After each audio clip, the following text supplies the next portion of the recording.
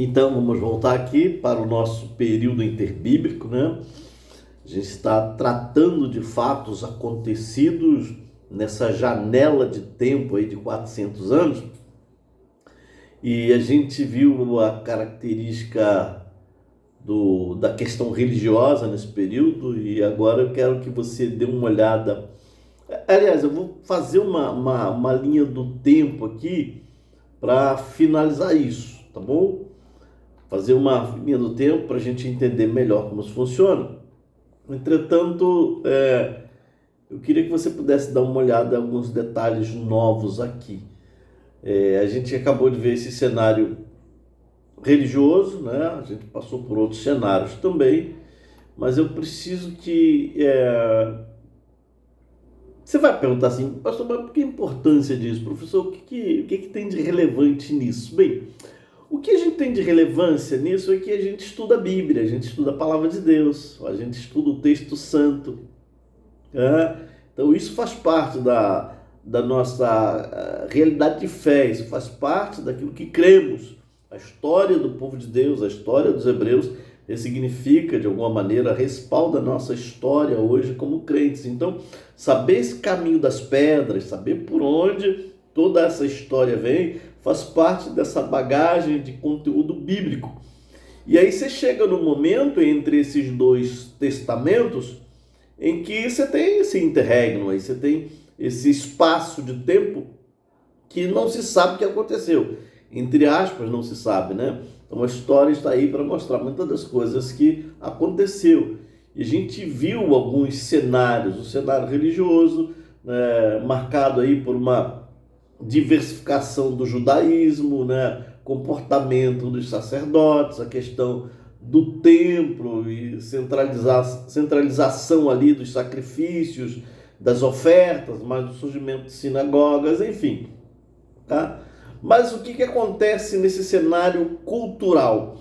Então a cultura dessa época é uma cultura helenística. Você lembra dos gregos? Então, a atuação grega foi predominante no mundo mediterrâneo, ela foi marcante de fato ali, e de tal modo que mesmo chegando depois à época dos romanos, essa cultura grega ela não foi abolida, ela se manteve, mesmo a cultura romana, essa questão do helenismo se tornou presente. E aí você vê isso com o estabelecimento do grego koiné, né?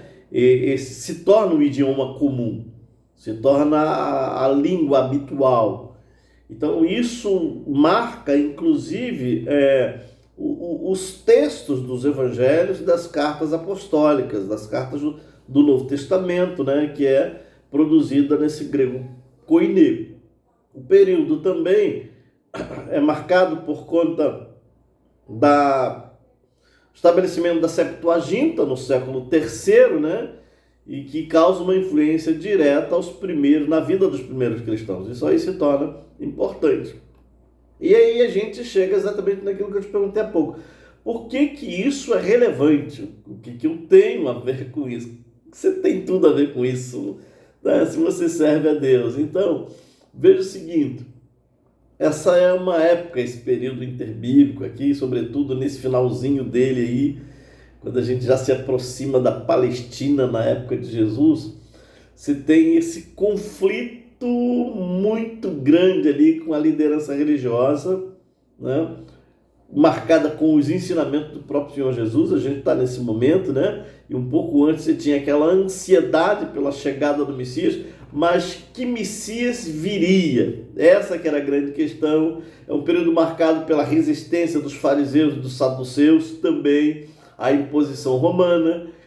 Você tem uma linguagem apocalíptica ali, e que também é uma linguagem simbólica, que se torna bem presente na literatura, sobretudo Apocalipse de João, e você tem ali uma facilidade de propagação do evangelho no mundo greco-romano. E por que isso? Porque a expansão comercial, ela possibilitou, através das estradas e, enfim, acesso a outros mundos. E aí o evangelho acaba seguindo por esse viés, e aí são outros contextos que a gente vai ver quando estivermos falando de Novo Testamento. Tá legal? Então, em linhas gerais, você tem tudo isso que de fato é importante e é relevante.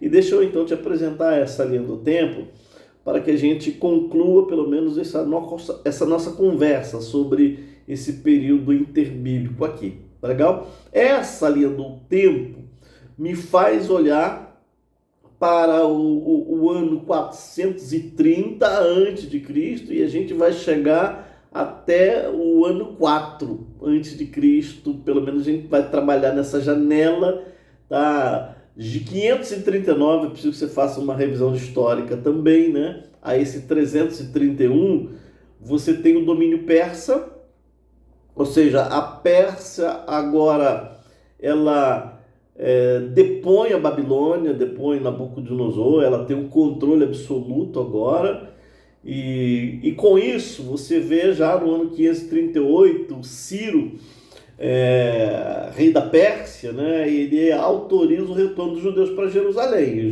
Então eles começam a retornar. Já no ano 516, e é bom a gente perceber que as coisas não são assim tão imediatas, né?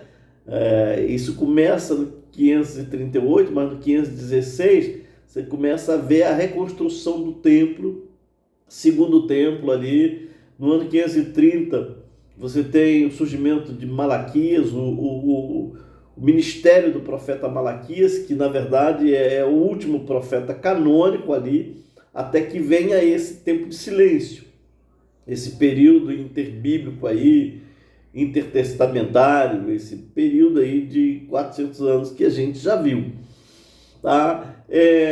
A partir desse ano 331, e aí a gente vai encostar no ano 167, você tem o domínio grego agora, tá?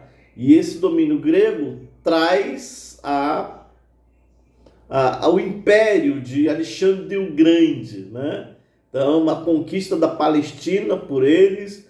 Você tem no 532, então você tem já a morte de Alexandre e o império dividido pelos seus 4 generais. A gente passou por isso, né? Destaque para os Ptolomeus, para os Seleucidas. Ptolomeus na região do Egito, Seleucidas na região da Síria, e ambos acabam lutando ali pelo controle da Palestina, porque ela estava no meio dessas duas grandes potências ali, melhor dizendo assim, tá legal? Já no ano 250, você tem a tradução da Septuaginta, e aí o grego koiné é utilizado aqui. Eu estou falando 250 a.C., tá bom? E aí você tem também a revolta dos Macabeus.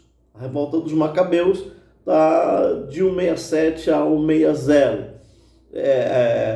O ano 167 marcado ali por Matatias Macabeu, e ele vai iniciar uma revolta contra os Seleucidas, porque ele não aceitava esse subjugo.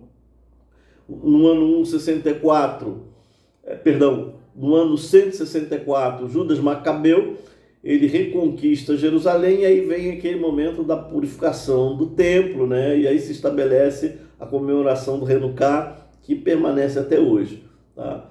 Depois, a partir disso, do ano 160 ao 63, você tem o período dos Hasmoneu, que é os judeus que governavam com uma certa independência, tá legal? Você tem expansão política de território, você tem conflitos internos entre os sacerdotes, você tem um universo político de conchavo ali, e aí vai surgir os grupos religiosos.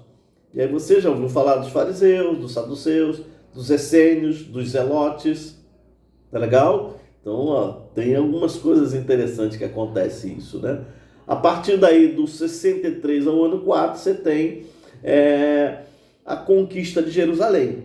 Conquista de Jerusalém por Pompeu, você tem o surgimento de Herodes, o Grande, assume como rei, que era assim meio que fantoche de Roma, né? Então, tinha negociatas com Roma, então era assim, útil. Tá? Por outro lado, você tem já no ano 20 antes de Cristo, o início da grande reforma no Templo de Jerusalém por Herodes. Tá? E aí você chega então no período do ano 6 ao ano 4, né? E já tem um período aí que se aproxima bem o nascimento de Jesus, e você tem o reinado de Herodes o Grande marcando esse período até que Jesus nasça, conforme Gálatas 4:4 registra, né? Na plenitude do tempo vem Jesus, e a história continua agora no universo do Novo Testamento. Bem, eu espero que você tenha entendido a relevância desse período interbíblico, que esse nosso bate-papo, que essa construção, que essa linha do tempo aqui tenha de alguma maneira te ajudado, contribuído para que você entenda melhor um pouquinho, né, o riquíssimo conteúdo desse livro santo que você tem na mão, que é a palavra de Deus. Tá bom? Deus abençoe. A gente se vê a qualquer momento por aqui com novos vídeos, com novas orientações, com novas videoaulas, tá? Grande abraço, fiquem com Deus.